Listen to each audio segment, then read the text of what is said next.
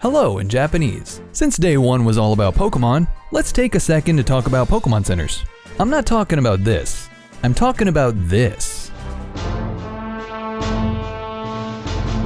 Unlike the source material, these Pokemon centers have mediocre medical services at best, and instead choose to display taxidermied versions of your favorite monsters available for purchase. Now they can live on forever.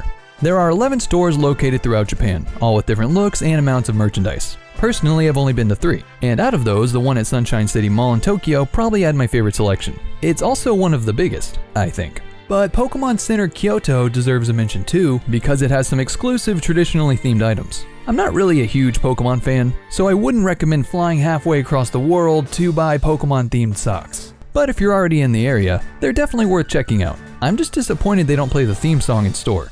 Now, welcome to day 2 of the video game Jingle Juice Extravaganza. The game that's going in the juicer today is the Legendary Starfy 2, and this one costs 700 yen, so a little over $6.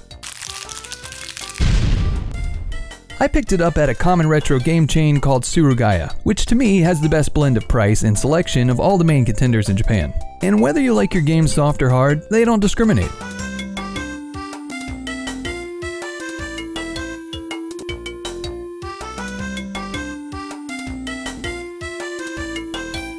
Although he might look like Kirby's less popular cousin, Starfy had quite the successful run, with 3 games on Game Boy Advance and Starfy 4 on Nintendo DS, 4 being the first and only entry to release outside of Japan, and also the last game in the series. Basically, America killed Starfy. With that said, let's play the game.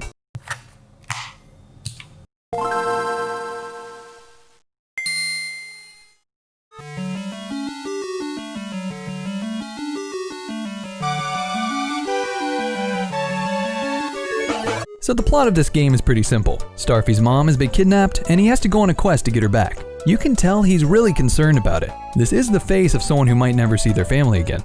I'd best describe Starfy as a floaty platformer, both because of the way it controls and the fact that you're in water half the time. Gameplay consists of roaming around, collecting balls, and solving problems for all the fish people. You can also attack by doing what all video game characters do when developers run out of ideas, spinning around.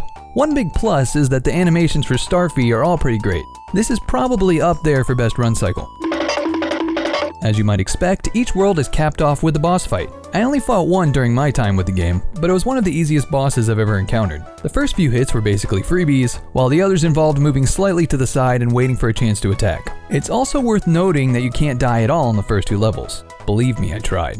This series is obviously aiming for a Kirby-type experience where anyone with a functioning brain can power through it. But at the same time, it lacks the appeal of the Kirby series with all the different ways to play. Most of the levels involve swimming back and forth a few times to complete an objective which unlocks the door to move on. Also, the collectibles are pretty much useless, because all they unlock is pictures of each character. Stupid, hot pictures. The game isn't all bad though. If you're looking for something to play where you can turn your brain off and swim around, this might be right up your alley. And to be completely fair, I've only played through one world of this one game. The rest of the series could be flawless works of art for all I know.